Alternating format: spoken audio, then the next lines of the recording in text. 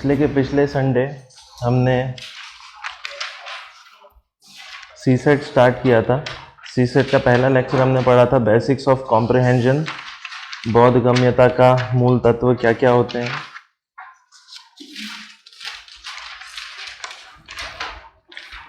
Question solve कर लिए थे सारे आपने, जो होम असाइनमेंट थे उसके। कुछ बेसिक चीज़ें बताई थी मैंने आपको, जैसे कि रीडिंग फास्ट होनी चाहिए,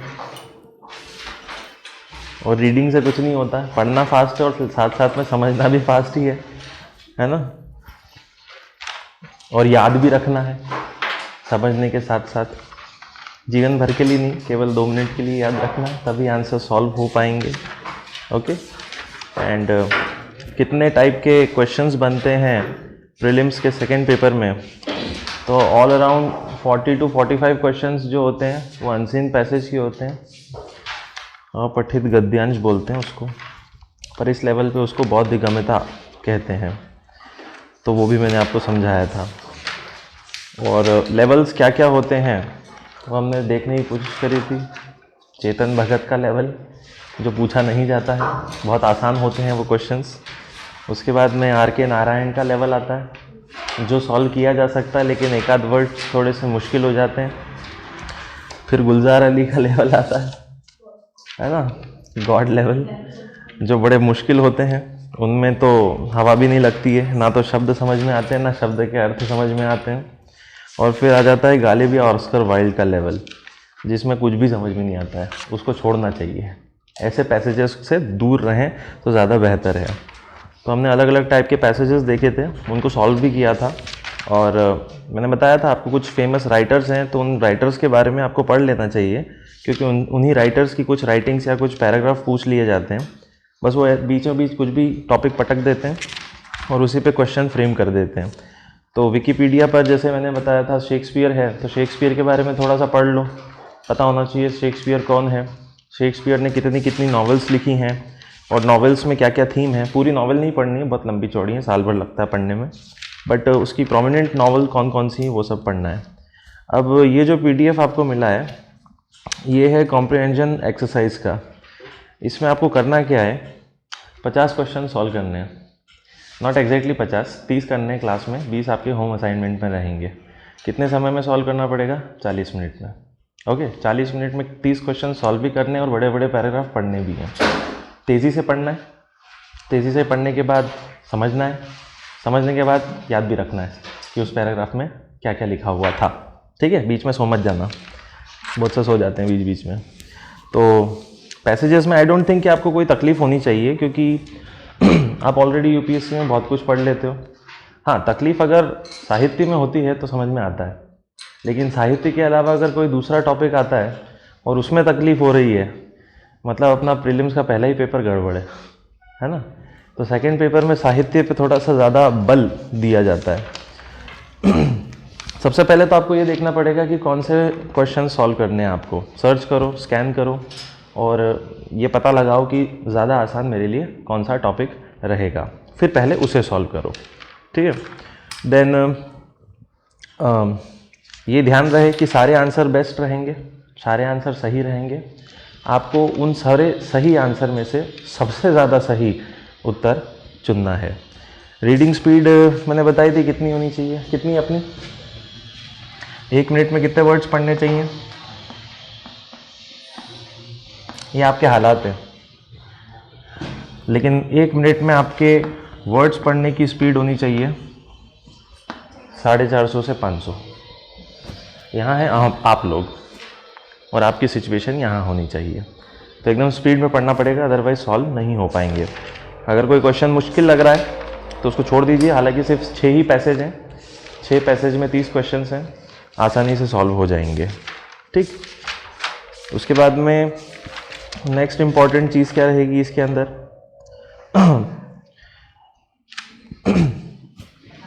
एक्चुअली क्या होता है कि जो भी हम UPSC में पढ़ते हैं, एक तो पहले ही बहुत टेंशन रहता है, यूक्रेन में क्या चल रहा, चाइना का विस्तार कैसे हो रहा है ना, पाकिस्तान कितना परेशान कर रहा है, तो इस चीज़ में टेंशन बहुत हो जाती है। अपन को ऐसा लगता है कि या तो दुनिया को लेकर दुनिया कितनी चिंतित है ये दुनिया को नहीं पता, या शायद आप दुनिया को लेकर कितनी चिंता में हो ये आपको नहीं पता। ओके, या फिर कुछ भी नहीं पता कि चल क्या रहा है आसपास, क्या माहौल चल रहा है। तो टेंशन जब बहुत ज़्यादा हो जाती है ना, तो इसलिए अपन संडे को सीसाइड पढ़ लेते हैं ताकि थोड़ी सी टेंशन फ्यूज़ हो जाए और पैसेज सॉल्व करते करते थोड़ा सा माइंड रिलैक्स हो जाता है। तो इसीलिए संडे इसको हम ये एक्सरसाइज करा करेंगे। तो कॉम्प्रिहेंशन की एक्सरसाइज लास्ट है, उसके बाद कुछ नया टॉपिक स्टार्ट हो जाएगा। 2 लेक्चर हम ले चुके होंगे पैराग्राफ या अनसीन पैसेजेस का।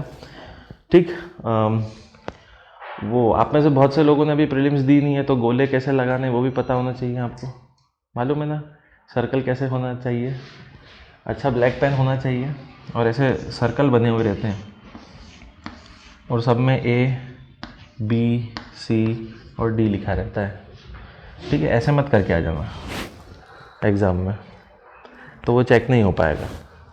ठीक है, या फिर ऐसे मत करके आ जाना, वो सब पेपर में लिखा रहता है ऐसे। ठीक है, क्योंकि उनको पता है कि कुछ बुद्धिमान लोग आ जाते हैं गलती से इस एग्ज़ाम में तो ऐसे भी नहीं सॉल्व करना है इसको। ठीक है, कि इसको डिज़ाइन बना दूँ बढ़िया। आपको सॉल्व करना है तो उसको पूरी तरीके से कलर करना पड़ेगा। कलर में भी शेडिंग नहीं करना है कि बाहर गहरा करता हूँ और अंदर हल्का करता हूँ तो सुंदर लगेगा, तो शायद किस्मत के सहारे हम आगे बढ़ जाएं। थोड़ा सा ध्यान रखिएगा। यूपीएससी में आरसी के जो क्वेश्चंस आते हैं, रीडिंग कॉम्प्रहेंशन के जो क्वेश्चंस आते हैं, वो आते हैं कुल मिला के 40 से लेकर 45 तक। ठीक है, एक क्वेश्चन जो रहता है 2 मार्क्स का होता है, मतलब आप 90 मार्क्स तक कैप्चर कर सकते हैं। हालांकि हर पैसेज सॉल्वेबल नहीं होता है, कुछ पैसेज बहुत कठिन होते हैं जिनको आप चाहें तो छोड़ भी सकते हैं, बट सभी छोड़ देना बेवकूफ़ी होगी, नहीं तो पास भी नहीं हो पाओगे। 66 नंबर लाने, तो इतना ध्यान रहे आपको। ठीक है, वैसे तो 2.5 समथिंग का पेपर होता है, हम 2 मार्क्स मान के चल रहे हैं। तो स्कैन करो पेपर को अच्छे से, ये पता लगाओ कि कौन से सॉल्व कर सकते हो और कौन से छोड़ सकते हो। ठीक है, मूव बहुत फास्ट करना है, आगे बढ़ते चले जाओ, किसी एक क्वेश्चन पे अटक मत जाना, नहीं तो टाइम बहुत लग जाएगा। और वहाँ घड़ी टिक टिक बहुत तेज़ी से करती है, 2 घंटे में पूरा 100 जो भी 80-100 क्वेश्चन आते हैं उसको सॉल्व करना पड़ता है। ठीक है, तो स्टार्ट कीजिए।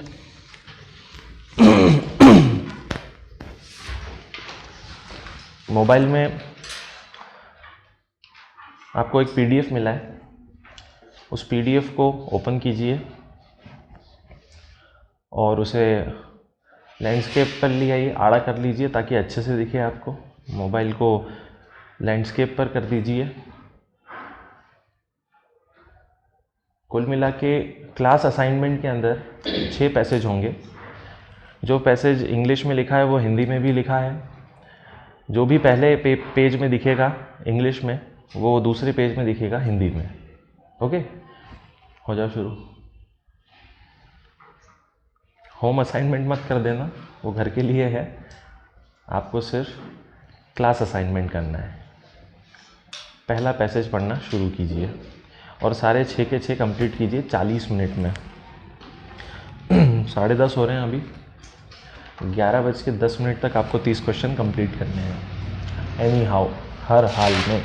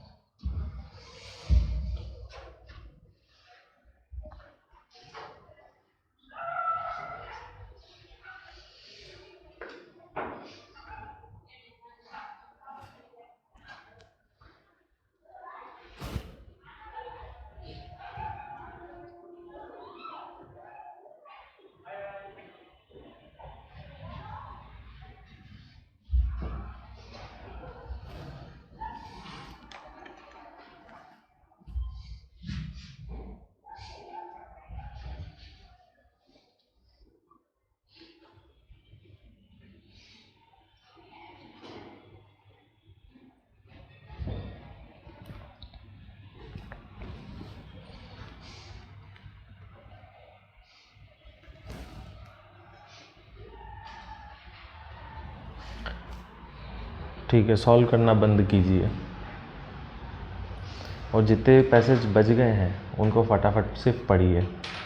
जो बच गया है पढ़ने का वो फटाफट पढ़ो 5 मिनट में। सॉल्व मत करो, सिर्फ पढ़ो।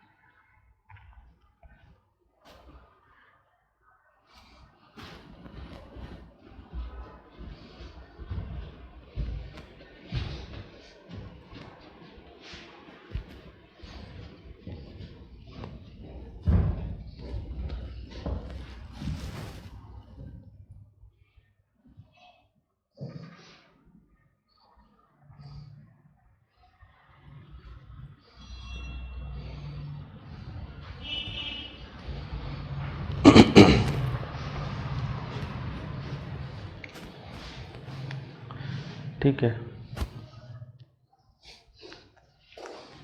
कितने क्वेश्चंस हुए? 30 के 30 किसने किए हैं? एक दूसरे को क्यों देख रहे हो? खुद ने किए तो हाथ उठाओ ना। किसी ने नहीं किए। 25 हो गए। 20, 6 में से 6 के 6 किसने पढ़ लिए पैसेज? सारे पढ़ लिए। 5, 4,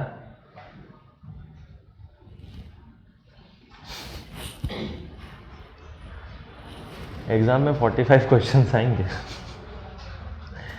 और हम 3-4 पैसेजेस पे ही अटक गए और 1 घंटा भी लगा दिया। टाइम खाने वाला होता है पैसेज का काम। जैसे जैसे आगे बढ़ते हो ना वैसे वैसे दिमाग भी ख़राब होता है, क्योंकि हर पैसेज ऐसे चुने जाते हैं ना कि मन को असर डाले, वो थोड़ा थोड़ा इम्पैक्ट करे। आप जो सोचते हो उसके विपरीत भी जाता है कुछ कुछ लाइनें, तो उससे लड़ना भी पड़ता है। पर मैंने बोला ना, रुकना नहीं होता है पैसेज में। अगर रुकते नहीं तो आगे बढ़ जाते और 6 के 6 कंप्लीट हो जाते। और अपनी गंदी आदत है, अपन पढ़ते कैसे, लास्ट टाइम मैंने बताया था ना कैसे पढ़ते हैं। अपन ऐसे चलते हैं, बढ़िया पढ़ रहे हैं, हाँ सब समझ में आ रहा है, ओके वेल डन, बहुत गजब का इंसान हूँ मैं। चलते चलते चलते चलते चलते चलते हैं, इधर क्वेश्चन मार्क डल जाता है और पूरा पढ़ा हुआ फेल हो जाता है। तो फिर अपन क्या सोचते हैं, फिर से शुरू करो। एक काल चक्र में फंस जाते हैं और बार बार उसी में पड़े रहते हो। वहाँ पड़े नहीं रहना, आगे बढ़ना है। जितना तेज़ पढ़ोगे उतना ज़्यादा जल्दी और जितना ज़्यादा अच्छा समझ में आएगा। हमें लगता है हम स्लो पढ़ेंगे तो हमको बहुत अच्छा से समझ में आएगा। स्लो पढ़ने से कभी अच्छे से समझ में नहीं आता, फास्ट पढ़ने से अच्छे से समझ में आता है। स्लो पढ़ोगे तो किसी ना किसी एक शब्द पर अटक जाओगे, फास्ट पढ़ोगे तो आपको सपोर्ट के लिए आगे की लाइन हेल्प करेगी। इसलिए तो आपकी हालत होगी। 45 क्वेश्चंस आने हैं, आपने 2 से 3 पैराग्राफ ठीक से भी नहीं पढ़े, तो ये नुकसान होते हैं। ठीक है, एनालिसिस कर लेते हैं इन 6 के 6 का। मुझे तो उम्मीद थी कि 6 के 6 पढ़ लोगे तो मैं समझा पाऊँगा अच्छे से। ठीक है, घर पे पढ़ना, टेबल बना लीजिए एनालिसिस की, विश्लेषण, एनालिसिस, विश्लेषण। किसी भी पैराग्राफ को या पैसेज को कैसे एनालाइज या उसका विश्लेषण कैसे किया जाता है वो देखते हैं। 5 कॉलम बना लीजिए, टॉपिक, विषय, उस पैसेज का विषय क्या था, टॉपिक के बाद में उसका साइज़, उस पैसेज का साइज़ यानी आकार क्या था, विषय, आकार, टफनेस, कठिन, कठिनाई, टफनेस, क्वेश्चन कितने थे उसमें, नंबर ऑफ क्वेश्चंस, प्रश्नों की संख्या, और फिर लास्ट में लिखिए सीरीज़, यानी आपको ये क्वेश्चन कैसे सॉल्व करने थे। इन 6 में सबसे पहले किसको चूज़ करना चाहिए था, उसके बाद आखिरी में किस पे जाना चाहिए था। ओके, ठीक है। सबसे पहला टॉपिक क्या था, स्कूल्स इन इंडिया, भारत में विद्यालय। कोई पेरेंट होगा जो बड़ी गुस्सा निकाल रहा था, ऐसा हो गया वैसा हो गया, स्कूल में हमसे वेट करवाते हैं, प्रिंसिपल अकड़ती है, मारूँगा, ठीक है, उस तरीके की बातें उन्होंने कही। स्कूल्स इन इंडिया, साइज़ कितना था, मॉडरेट था, मध्यम आकार था, बहुत बड़ा पैसेज नहीं था, मीडियम था, तो मध्यम लिख दीजिए, मॉडरेट। टफनेस ज़्यादा नहीं थी, भाषा बहुत सरल थी, समझी जा सकती थी क्योंकि एक पेरेंट ने गुस्सा निकाला है। इजी, आसान। और क्वेश्चंस कितने थे, 5। फिर अगला जो पैसेज है वो है चाइल्ड्स ड्रीम ऑफ स्टार, बच्चे का तारे को लेकर ख्वाब या तारे को लेकर सपना। ख्वाब तो बड़ों का होता है, बच्चों का सपना होता है। चाइल्ड्स ड्रीम ऑफ स्टार, ये एक पैसेज है जो किसी ने लिखा है, एक पूरी कविता है, उसका एलाबोरेशन है, चार्ल्स डिकेंस। अंग्रेजी माध्यम के बच्चों ने 11वीं और 12वीं में पढ़ा होगा, क्योंकि 11वीं 12वीं में इंग्लिश और हिंदी पढ़ता कौन है, छोड़ो। तो child's dream of star, Charles Dickens ने लिखा। ये भी पैसेज बहुत स्मॉल था, लेकिन इसकी लैंग्वेज क्या थी, टफ थी, क्योंकि ऐसा कुछ पढ़ने की आदत नहीं है ना अपन को, लेखक का कुछ लिखा हुआ हम पढ़ लें तो हार्ड इसलिए है क्योंकि हमें आदत नहीं है, इसीलिए कठिन। क्वेश्चन थे 5। तीसरा था India Singapore a comparison, Bharat Singapore की तुलना, India Singapore a comparison, Bharat Singapore की तुलना। बुरा लगा होगा ये पढ़ के। साइज स्मॉल, छोटा, टफनेस आसान, इजी लैंग्वेज में बिल्कुल। 5 क्वेश्चन है। फिर चौथा फिजिकल अट्रैक्टिवनेस, भौतिक आकर्षण, फिजिकल अट्रैक्टिवनेस, भौतिक आकर्षण। मज़ा आ गया होगा ये पढ़ के तो। साइज स्मॉल, छोटा आकार, टफनेस इजी आसान। क्वेश्चन बने इसके अंदर 6।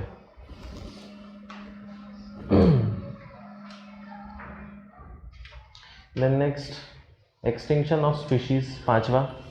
प्रजातियों का विलोपन होना, एक्सटिंक्शन ऑफ स्पीशीज, प्रजातियों का विलुप्त होना।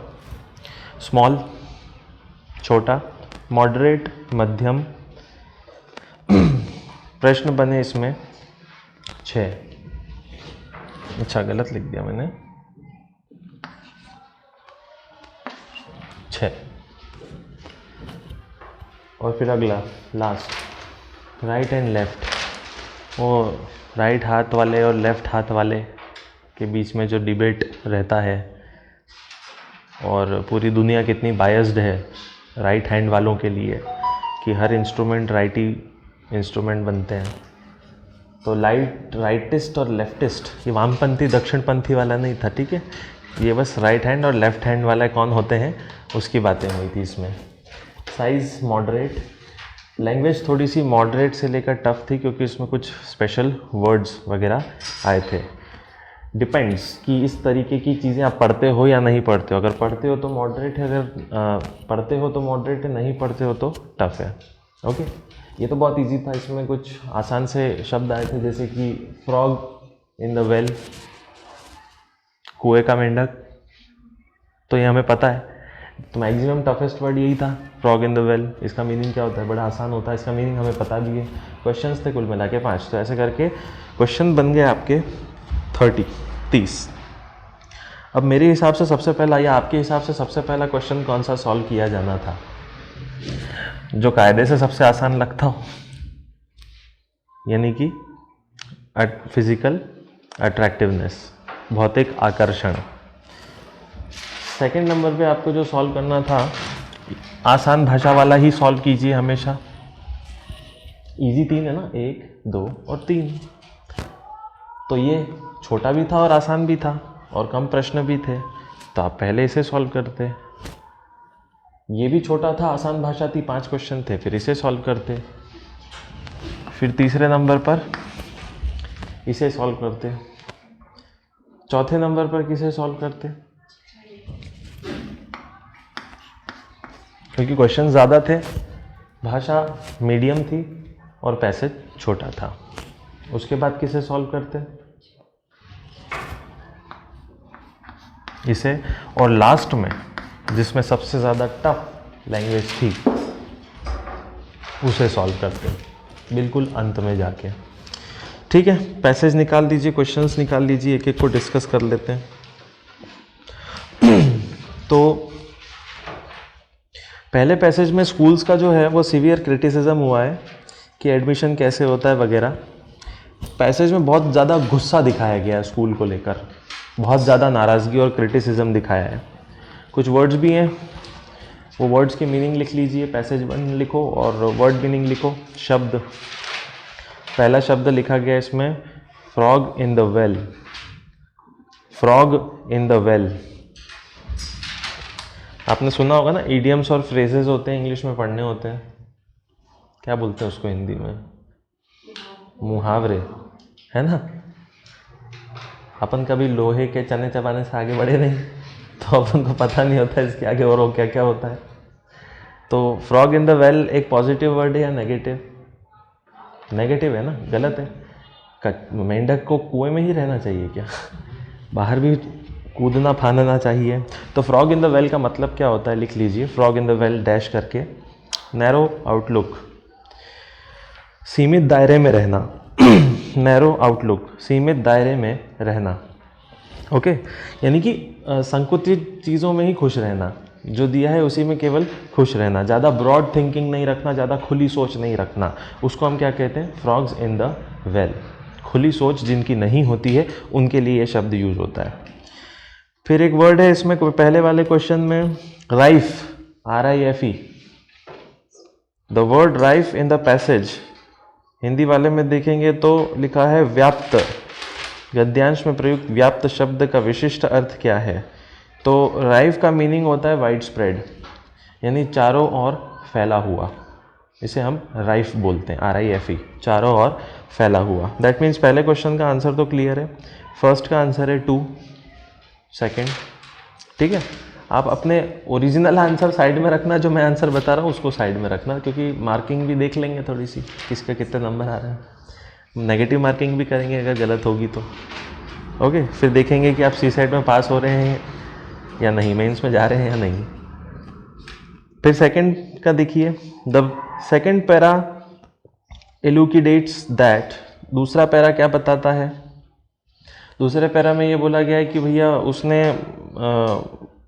रुकने को बोला पेरेंट को कि भैया रुक जाओ, फिर उसके बाद में उसको अपॉइंटमेंट दिया, फिर अपॉइंटमेंट में भी वेट करवाया, ओके, और फिर रुकने को बोला, तो ये गलत है।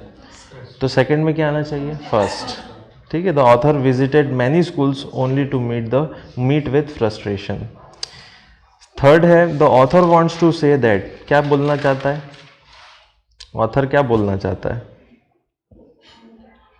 Most often she did not meet with good pleasant behaviour, यानी जो प्रिंसिपल थी वो अच्छे बिहेवियर उसका था नहीं, बट क्या करते, मजबूरी थी, एडमिशन तो दिलाना था बच्चों को।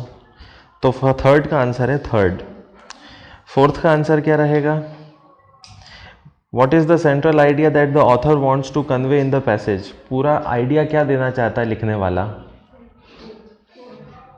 फोर्थ क्यों? In spite of the fault in their system Indians are not favourably inclined to change, ऐसा डायरेक्टली बोला है क्या? कहाँ बोला है?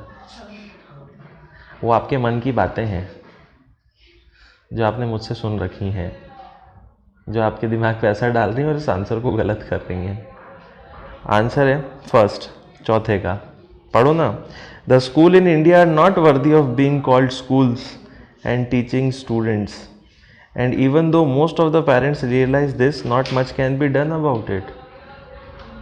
भारत के विद्यालय नहीं कहे जा सकते, लेकिन इसके बारे में कुछ किया ही नहीं जा सकता क्योंकि एडमिशन तो लेना ही है। तो पेरेंट्स का गुस्सा आपको समझना है और उसके गुस्से के बारे में पूछा गया है, ठीक है, दुनियादारी के बारे में नहीं पूछा गया है। पैसेज में ही रहो, उस पैसेज के बाहर निकलने की ज़रूरत नहीं है। ओके, पांचवा question, the tone of passage can be describe best as, इस पैसेज की सबसे शानदार टोन क्या है? क्रिटिसाइजिंग, क्यों? सेकंड एक्सप्रेसिंग डिसमे, दुख दिखा रहा है ना वो तो अपना, भैया क्रिटिसाइज तो है ही, बुरा तो बता ही रहा है कि गलत हो रहा है, लेकिन उसको दुख भी तो है। केवल क्रिटिसाइज करने में दुख थोड़ा ना होता है। मैं कितना करता हूँ आप लोगों को, मैं क्या दुखी हो जाता हूँ?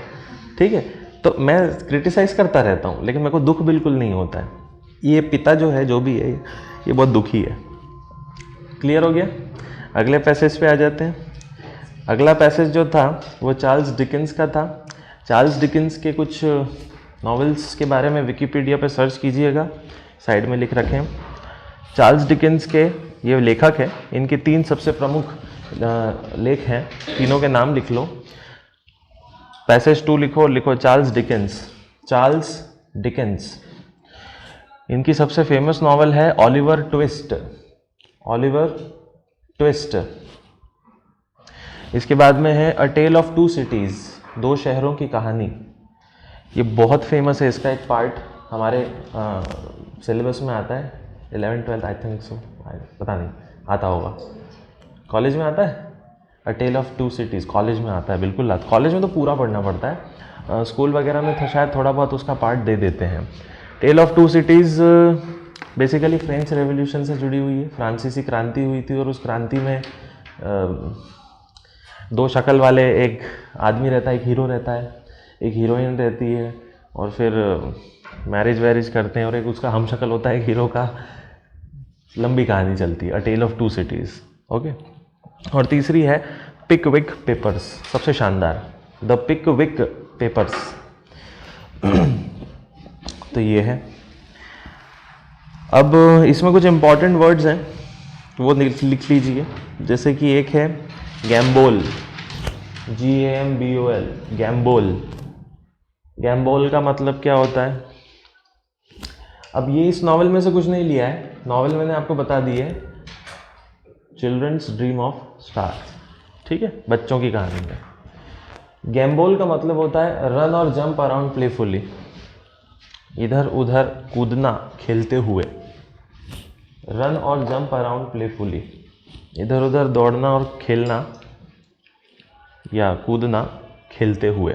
बच्चे करते हैं ना, दौड़ते रहते हैं, भागते रहते हैं, उसको गैम्बॉल कहते हैं। ठीक है, तो विकिपीडिया पे ये थोड़ा सा इनको तीनों को आपको पढ़ना पड़ेगा, इनके कुछ कुछ अंश ले लिए जाते हैं उसके अंदर।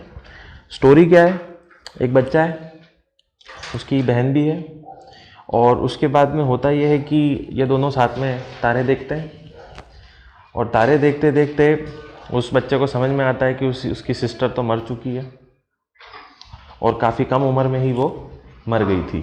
ठीक, तो इसमें सटलनेस, सैडनेस का भी एक थोड़ा सा एसेंस डाला है, दुख जता रहा है वो हल्का फुल्का। तो देखते हैं कि क्या होता है इसके अंदर। इसमें देखिए क्वेश्चन नंबर 6, क्वेश्चन नंबर 6 में लिखा है the children felt that nature would be affected if they were to die because.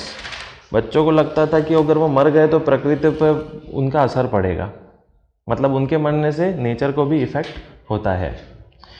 तो आंसर बताइए क्यों ऐसा लगता था बच्चे को। They knew that everything in nature has a life they could connect with this life. अरे बच्चे हैं ना, वो तो उनको जीवन और मृत्यु से मतलब क्या है, उनको तो समझ ही नहीं आता है। Second, they viewed everything in nature to be their friends and felt the same should be true for nature. ठीक है, इसलिए तो उनको लगता था कि अगर वो मर गए तो पूरी प्रकृति पे उनका असर पड़ेगा ही पड़ेगा। 7th क्वेश्चन देखिए, what is the significance of ritual of the siblings. यानी कि जो भाई बहनों का जो रिश्ता है, इसके रिचुअल की बात की गई है। तो रिचुअल में क्या बात की गई है, दोनों का तारा देखना। दोनों जब तारे देखते थे तो क्या पता चलता है दोनों के तारे देखने से, कि वो दोनों बहुत करीब थे, भाई बहन बहुत ज़्यादा करीब थे।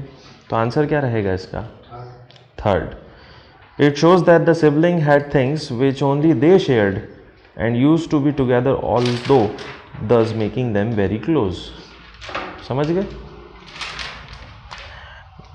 अगले क्वेश्चन पे आइए, 8वें पर। Later in the passage the boy is said to be standing alone the window. खिड़की के पास खड़ा हुआ बताया गया है। आंसर क्या रहेगा, इसका मीनिंग क्या रहेगा, शी पास्ड अवे, यानी कि उसकी बहन मर चुकी है। थर्ड। 9th का बताइए, the boy dream of his sister being an angel and residing in one of the star they that they shared. इससे क्या सिग्निफिकेंस मिलता है। ठीक है, बहन तारा बन गई है, और वही तारा दोनों साझा करते थे, जब जिंदा थे तब शेयर करते थे। तो इसका मतलब क्या रहेगा, यानी मरने के बाद वो क्या बन गई, स्टार बन गई है। ठीक है, और स्टार बन के किसको देख रही है, उसके भाई को देख रही है। Answer will be 4th, the boy felt his sister to be good enough to be an angel longing for him as he longs for her and could only be spherical fish that they shared among them। समझ गए। 10वां question, the last paragraph, आखिरी paragraph में बात हुई है कि उसको उसके बहन के पास जाना था। ठीक है, तो इसका मतलब क्या होगा, इट इम्प्लाइज उसको मरना है। 4th, the boy did not realise the significance of death. अरे बच्चा है ना, जीवन और मृत्यु का तो उसको ज्ञान ही नहीं है। तो आंसर रहेगा 4th। ठीक है, थर्ड पैराग्राफ, थर्ड पैसेज पे आ जाइए, अगले पर। अगला पैसेज पढ़ के गुस्सा तो नहीं आया ना इंडिया के बारे में, और गंदी तरीके से कंपैरिजन कर रखा है इंडिया और सिंगापुर के बीच में। ठीक है, देखो इसमें एक व्यक्ति है, पहली लाइन में लिखा हुआ है, क्या नाम है उस व्यक्ति का, उस व्यक्ति का नाम है गो चोक टोंग। लिख लो अलग से कहीं पे इस पैराग्राफ के बारे में। गो चोक टोंग जो थे ना, वो 1990 से लेके 2004 तक प्रधानमंत्री थे सिंगापुर के। 1990 से लेके 2004 तक प्रधानमंत्री रहे सिंगापुर के। इनके बाद अगले प्रधानमंत्री आए, जिस समय की ये बात कर रहे हैं, ली हेसिन लॉन्ग। ये 2004 में बने थे प्रधानमंत्री सिंगापुर के। सिंगापुर स्वतंत्र कब हुआ था ये हमने पढ़ रखा है, 1965 में आज़ाद हुआ था सिंगापुर।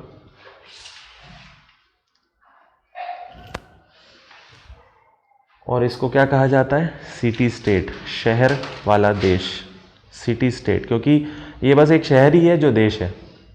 हाँ, आसपास के छोटे मोटे टापू वगैरह भी सिंगापुर में माने जाते हैं। पॉपुलेशन कितनी है? 5.399 मिलियन, यानी कि 53,99,000 लोग हैं। 53,99,000 लोग हैं आज। आधा करोड़ लोग रहते हैं सिंगापुर में। ओके, तो इसमें बोला क्या गया है?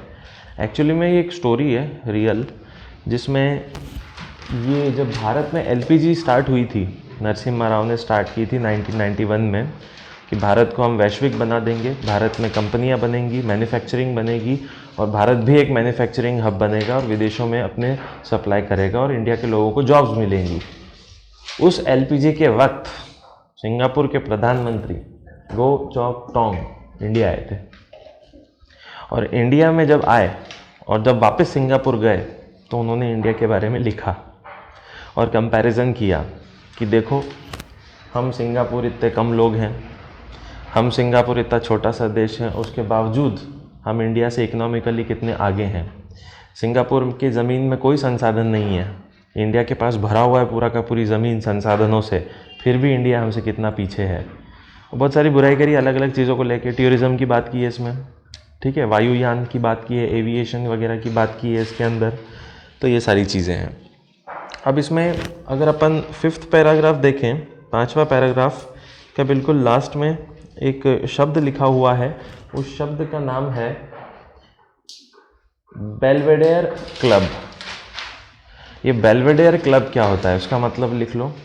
बेल्वेडेयर क्लब का मीनिंग होता है, Belvedere club is a club in England. England में एक बहुत बड़ा क्लब है गोल्फ खेलने का।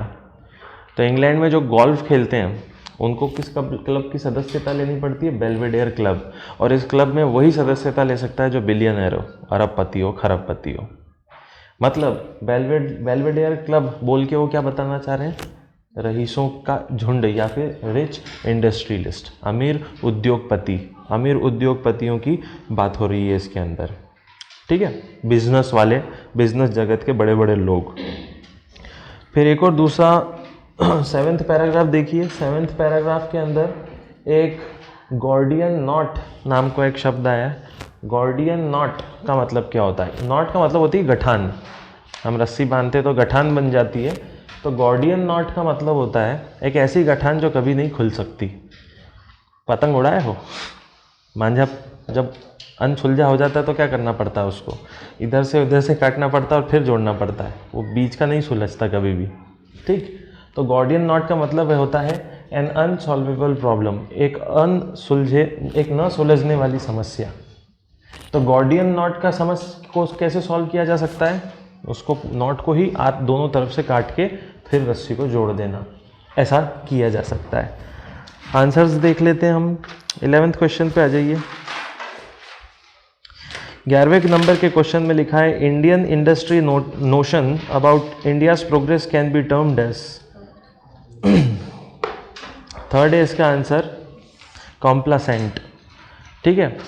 मतलब भारत के उद्योगों को क्या बोला जा सकता है 1991 के आसपास का, जब ये आए थे ये भारत में और भारत की उद्योगों के बारे में बताया था कि भारत के उद्योग क्या हो चुके हैं? कॉम्प्लासेंट हो चुके हैं। कॉम्प्लासेंट का मतलब होता है हो तो गया रे, आगे क्यों बढ़ूँ मैं एक्स्ट्रा माइल, जितना चल रहा है, जो चल रहा है ठीक है, हमें आगे बढ़ने की ज़रूरत नहीं है। ये कॉम्प्लासेंट हो गई थी हमारी इंडस्ट्रीज़, ठीक है। मतलब हो तो गया ना, अब और क्या करना, सेटिस्फैक्शन रखना, जो चल रहा है वही बढ़िया है, इसको कॉम्प्लासेंट कहते हैं, ठीक है। एक और होता है वर्ड, कंफ्यूज नहीं होइएगा। कॉम्प्लासेंट का मतलब होता है जो है वो है, उसमें खुश रहना। एक होता है बीच में आई लग जाता है, कॉम्प्लाइसेंट। और कॉम्प्लाइसेंट का मतलब होता है टू ओबे, आज्ञा मानना, टू ओबे, आज्ञा मानना। सेकेंड क्वेश्चन है 12th नंबर का, च्युइंगम, इसका मैंने बताया था क्या? Chewing gum imports have been banned in Singapore specifically. Chewing gum ban है पूरे की पूरी तरीके से सिंगापुर में, क्यों? It leads to unnecessary foreign exchange outflow. क्या इतनी कितनी च्युइंगम खा लेंगे कि फॉरेन एक्सचेंज बाहर चला जाएगा? फोर्थ, द सोसाइटी में start following wrong western concept. तो वेस्टर्न कॉन्सेप्ट तो जीन्स पैंट पहनना भी है। It is very difficult to clean up. Chewing gum चिपका देंगे ना शहरों में लोग, शहर छोटा सा है, कब सब जगह साफ सफाई थोड़ी ना की जा सकती है। 13, Singapore is liberal in allowing entry to foreign journalist. Singapore में पत्रकार अलाउ किए जा सकते हैं, नहीं किए जा सकते, उन्होंने बताया ना लिमिट होती है 3,500 की, तो उससे ज़्यादा अलाउ ही नहीं होते हैं, तो इट्स फॉल्स। ठीक है, सेकेंड पॉइंट 13 का 2। 14 में देखिए, what is the central theme of the passage. इस पैसेज का थीम क्या है, विषय क्या है?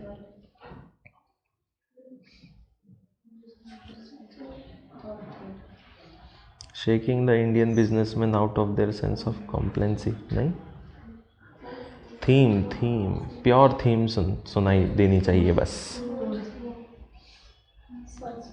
फर्स्ट तो अपन 2 बार घूम के आए, फिर जाके तीसरी बार में अपन को सही मिला। Describe in the contrast between India and Singapore. अरे भारत और सिंगापुर को समझने की कोशिश हो रही है, जिसमें कॉन्ट्रास्ट बना के भेजा हुआ है। सिंगापुर को अलग रंग से दिखाया जा रहा है, इंडिया को अलग कलर से, तो बस यही है इसका मीनिंग। और लास्ट, ये तो डायरेक्ट ही है भैया, थर्ड 15 का थर्ड है 867, ये तो डायरेक्टली हो गया। ठीक है, नेक्स्ट पैसेज पे आ जाइए। फिजिकल अट्रैक्टिवनेस, शारीरिक आकर्षकता। बहुत मज़ा आई होगी ये पढ़ के आपको। कभी एक्सपीरियंस किया है इस पैराग्राफ में जो लिखा था? जैसे जो ज़्यादा सुंदर होता है, जो ज़्यादा अट्रैक्टिव होता है, उसकी लोग सुनते हैं, ऐसा होता है ना। कॉरपोरेट जगत में देख लेना, जो ज़्यादा अट्रैक्टिव होगा वो धड़ाधड़ करते करते करते हायर स्टेज पे पहुंच जाएगा। जैसे बोला जाता है ना कि क्या बोलते हैं अट्रैक्टिवनेस के लिए, एक चीज़ ये बोली जाती है, the first impression is the last impression. मतलब पहला प्रभाव ही आखिरी प्रभाव होता है। आप पहली बार किसी से मिलने जा रहे हो और कुछ तो भी चले गए, तो इम्प्रेशन बिगड़ जाएगा, फिर वो इम्प्रेशन वापस नहीं बन सकता। फिर इसको थोड़ा सा मॉडिफाई किया कि नहीं, सुंदरता बाहरी नहीं होती है, सुंदरता तो आत्मा और मन में होती है। ठीक है, इंडियन वर्जन बना दिया इसका। फिर इसको और मॉडिफाई करके बोला गया, you don't get a second chance to create the first impression. पहला इम्प्रेशन बनाने का सेकेंड चांस कभी नहीं मिलता। तो ये पुराना हो चुका है, ये नया चल रहा है, लेटेस्ट ट्रेंडिंग में चल रहा है अभी, हैशटैग में। ठीक है, तो ऐसा होता है। ठीक है, कुल मिला के इस पैराग्राफ की बात ये थी कि जो लोग ज़्यादा अट्रैक्टिव होते हैं उनको ज़्यादा भाव मिलता है, बस। ठीक है, पूरा का पूरा कॉन्सेप्ट यही था। ठीक है, देखिए question number 16, select a suitable title for passage. इस गद्यांश का विषय बताइए। Yes, obviously beautiful body beautiful mind तो हो नहीं सकता। तीसरा है point, physical attractiveness and analysis, यही है। 17 का, which of these can be ascertained as true from the passage. इनमें से पैसेज में सच क्या है? कौन सा? हाँ, थर्ड में क्या लिखा? Quality of life led by person is essentially determined by his her physical attractiveness. भैया मेल फीमेल की तो कोई बात नहीं की इसके अंदर। आंसर है fourth, men who are physically attractive have higher number of social interaction with women। जो पुरुष ज़्यादा अट्रैक्टिव होते हैं उनकी महिलाओं के साथ ज़्यादा सोशल सामाजिक इंटरेक्शंस होते हैं। ठीक है, भले ही मैन वुमेन की बात नहीं की, यहाँ तो बस एक एग्जांपल दिया ना कि इस पैसेज से ये चौथा पॉइंट बनता है कि ऐसा होता है। 18, physical attractiveness appears to be a virtue because. शारीरिक आकर्षकता एक वरदान होती है क्योंकि the society perception is biased in a favour of physically attractive people. क्योंकि समाज बायस्ड होता है, झुका हुआ रहता है कि ज़्यादा अट्रैक्टिव लोग ही ज़्यादा ज्ञानी होंगे। सोनाक्षी सिन्हा से क्वेश्चन पूछा था, कौन बनेगा करोड़पति में? हनुमान जी संजीवनी बूटी किसके लिए लेने गए थे? सीता के लिए।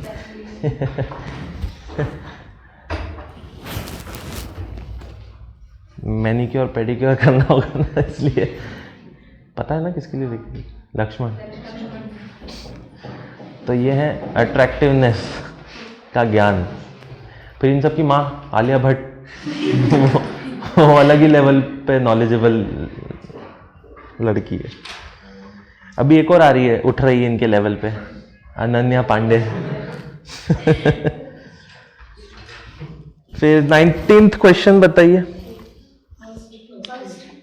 इस पैराग्राफ में एक वर्ड का मीनिंग लिख लीजिए। एक्सेंचुएट।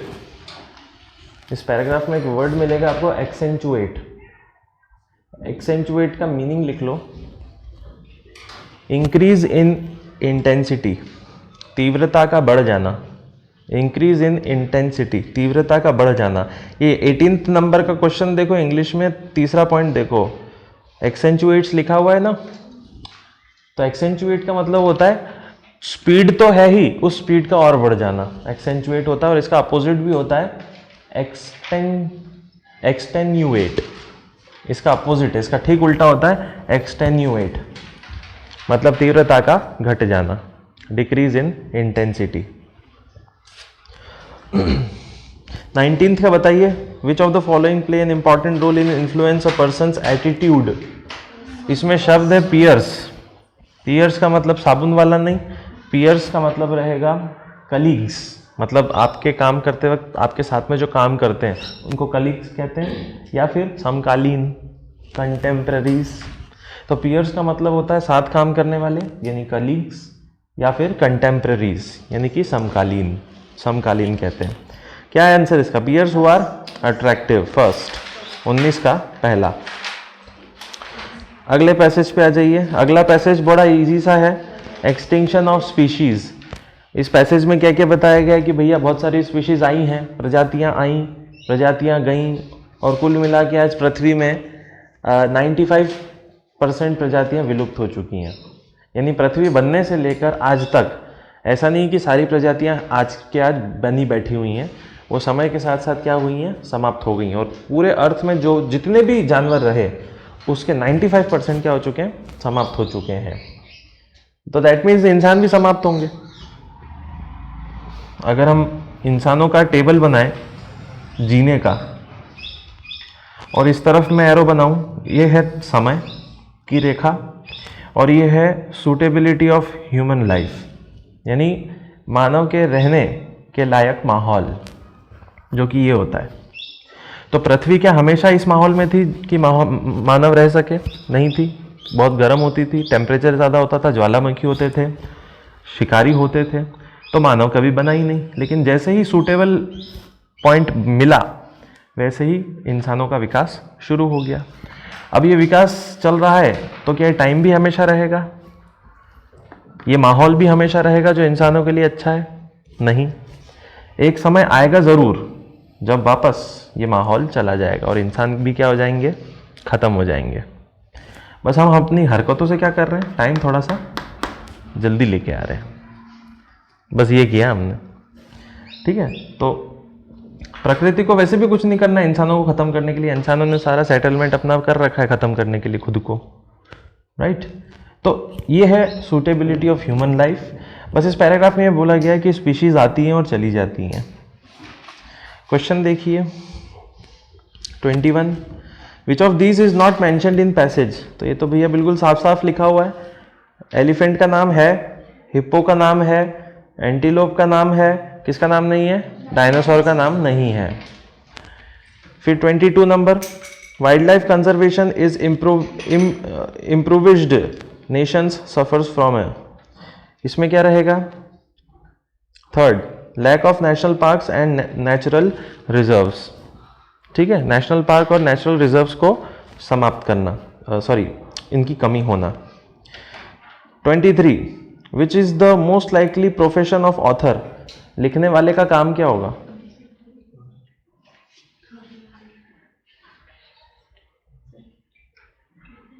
Second, philanthropist. फिलेंथ्रोपिस्ट का मतलब क्या होता है? एंथ्रोपोलॉजिस्ट का मतलब क्या होता है? मानव विज्ञान, मानव विज्ञान के बारे में जो पढ़ता है। सेकंड है फिलेंथ्रोपिस्ट। फिलेंथ्रोपिस्ट मतलब फिलेन का मतलब होता है लव, प्यार। एंथ्रोपिस्ट का मतलब, एंथ्रो मतलब मानव, तो मानवों से जो प्यार करता है उसको फिलेंथ्रोपिस्ट कहते हैं। मानवों के बारे में अच्छा अच्छा लिखना, ये फिलेंथ्रोपी होती है। 24 which suggestion is made by author in order to boost conservation efforts in a nation. देश में संरक्षण बढ़ाने के लिए ऑथर ने क्या सजेस्ट किया है? अरे लिखा है ना, third, provision of soft loan for improvised nations. अच्छा यहाँ तक पहुँचे ही नहीं था ना आधे तो, ओके। 25 25वां, which is false according to passage. इस पैसेज के अनुसार गलत क्या है? Most of the world's biodiversity resides in its poorest nation. मतलब सबसे ज़्यादा गरीब क्षेत्रों में क्या होता है? सॉरी, थर्ड है, we need only conserve those species that are crucial to our own survival. 25 का है तीसरा, ठीक है ठीक है। ध्यान देना पैसेजेस में, आप टाइम बहुत लगा देते हो, नहीं तो बाहर भविष्य चिल्ला रहा है आपका, सब्जी ले ले। ठीक है, नेक्स्ट आखिरी पैसेज देख लीजिए। आखिरी जो पैसेज है उसकी थीम क्या है? लेफ्टिस्ट और राइटिस्ट। ठीक है, दाएं हाथ वाले और बाएं हाथ वाले। तो दुनिया कितनी राइट हैंड बायस्ड है, कितना ज़्यादा ध्यान रखती है राइट हैंड वालों का, ऐसा कुछ पैसेज है। देखते हैं, इसमें भी कुछ वर्ड्स हैं, वर्ड्स का मीनिंग लिख लीजिए। एक शब्द है पोलैरिटी, ध्रुवीयता। पोलैरिटी, ध्रुवीयता।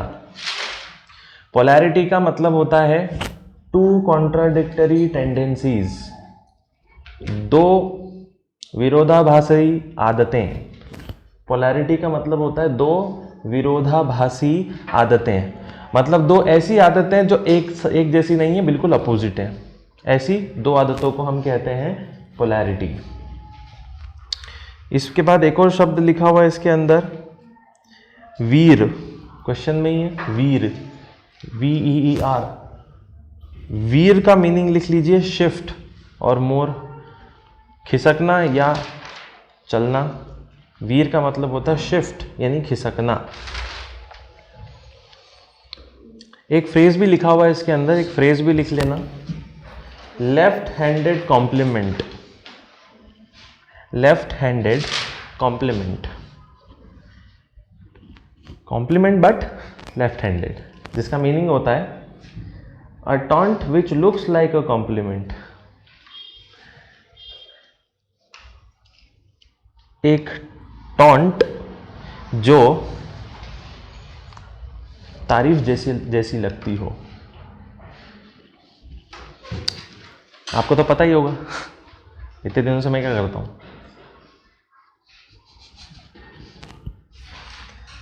तो समझ गए ना,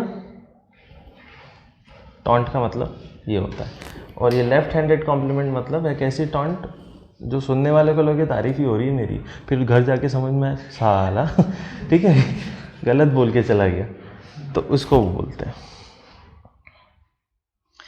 क्वेश्चंस देखिए 26 में, 26 का तो डायरेक्ट मिल गया आपको।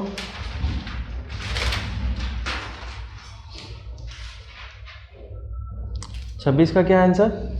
सेकंड, वीर का मतलब होता है शिफ्ट होना। 27 में लिखिए fourth, none of these. Fourth, none of these. 28 में लिखिए पॉइस यानी चौथा, पॉइस। 29 में लिखिए क्या होगा 29 का?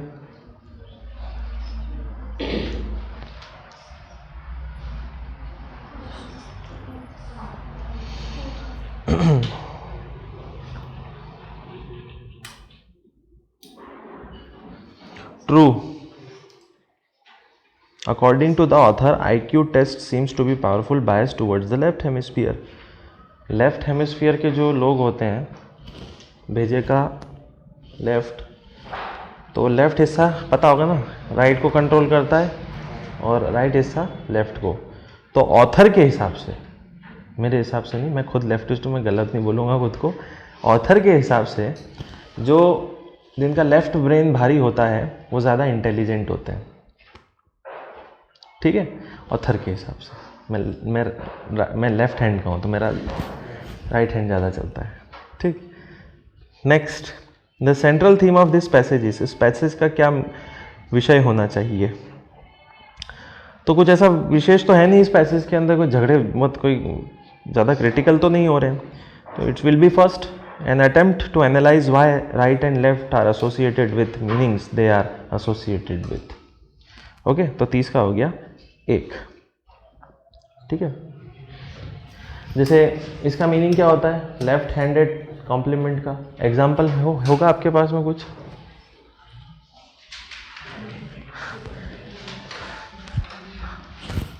अ taunt which looks like compliment, एक ऐसा टॉन्ट जो तारीफ लगता हो।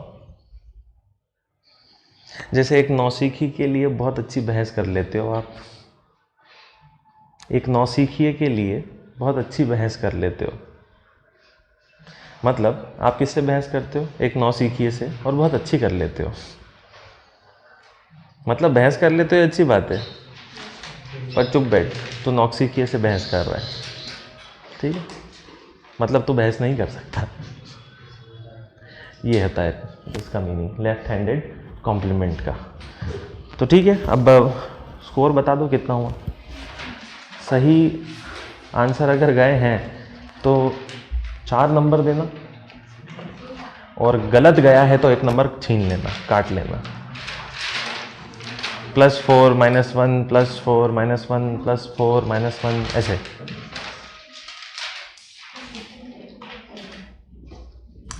30 क्वेश्चंस थे ना।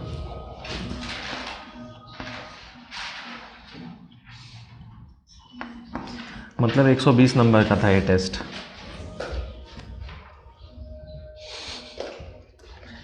$120 नंबर का टेस्ट था। माइनस भी तो करो, 15 में से 5 गलत है, तो 55 क्यों होंगे? 44 होंगे ना। 10 सही गए ना आपके? एक क्वेश्चन का 4 नंबर है, गिनो। हाँ, 44, 51, 57, 50, ठीक। बस ये याद रखना कि वहाँ पे पैसेजेस बहुत सारे आएंगे, ठीक है, मौके नहीं मिलेंगे। अब घर पे आपका काम रहेगा, वो जो 20 क्वेश्चंस एक्स्ट्रा हैं होम असाइनमेंट, उसको सॉल्व कीजिए और मुझे आंसर्स भेजिए, ABCD ऐसे करके। फिर मैं आपको आंसर भेजूँगा, मैं पूरी शीट भेज दूँगा हिंदी और इंग्लिश मीडियम में कि इसका आंसर ऐसा है तो क्यों है, उसका पूरा स्टेटमेंट आएगा। इन 30 क्वेश्चन का भी सेंड करूँगा, और वो जो 20 क्वेश्चन है उसके भी मैं आपको व्हाट्सएप करूँगा। तो घर जाके आज सॉल्व करना है और कल से नया लेक्चर स्टार्ट करना है, ठीक हो गया आज का। इसके बाद नेक्स्ट संडे को हम पढ़ेंगे देखो ये 2 तो ठीक ठाक ही थे, पैसेजेस था, मुझे कुछ ऐसा बहुत ज़्यादा बताने के लिए कुछ था नहीं। लेकिन जो अगला लेक्चर आ रहा है ना, उसका नाम है effective learning for effective communication, ठीक है। लोगों से बात कैसे की जाएगी, इंटरव्यू में बातें कैसे की जानी चाहिए, ठीक है, और इफेक्टिव लर्निंग कैसे होती है, आप किसी चीज़ को कैसे याद कर पाते हो। अब जाके मैं सिखाऊंगा आपको कि याद कैसे करना है, ठीक। तो नेक्स्ट संडे को हम वो पढ़ेंगे। क्वेश्चंस नहीं होंगे इसमें, पूरा लेक्चर चलेगा 2-2.5 घंटे का, जिसमें मैं आपको दुनियादारी सिखाऊंगा, आपको जानवर से इंसान बनाना सिखाएंगे अगले संडे को, ठीक है, एक तरीके से, ठीक। डन, जा सकते हैं।